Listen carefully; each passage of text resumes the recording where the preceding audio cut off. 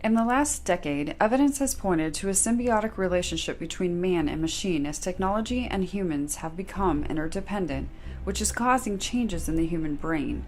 Unfortunately, while technology quickly develops, education does not, causing a clash between the way students learn and the way they are taught.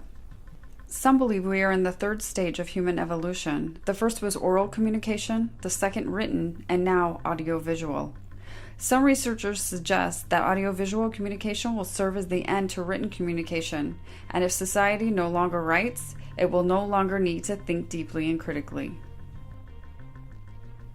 Author Nicholas Carr introduces similar concerns with technology. He feels outsourcing our thoughts to our computers will serve as the decline to our culture.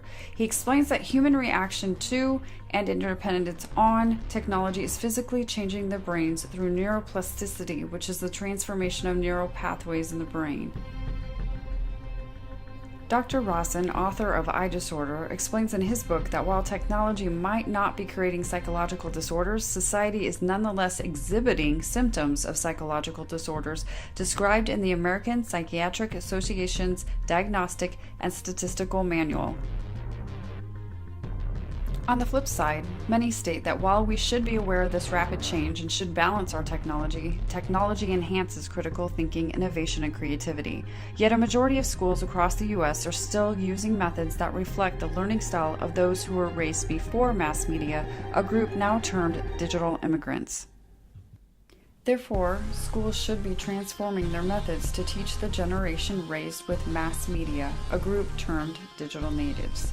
Although schools recognize the cultural shift as well as the need to make changes, they lack information about the ways students currently learn and behave. Dumitrescu also addresses this issue. She explains that modern education still looks like a version of Web 1.0, the version of the internet that provided access to considerable amounts of information but lacked interaction, such as online encyclopedias. Web 1.0 education resembles a teacher-centered classroom with minimal collaboration. Web 2.0 provides society with a much different experience, more reflective of the symbiotic relationship in which humans interact with the technology as well as collaborate with each other across the globe. The connectivism theory of education has formed around this concept and embraces technology and the interactive, connected world we live in. Unfortunately, this theory is not present in most educational settings. The new media culture has a different logic than the written culture it is replacing. It sends messages in a different format, often changing the meaning. But when we put our pencils down altogether, our students need to be trained on how to use media appropriately, effectively, creatively, and interactively.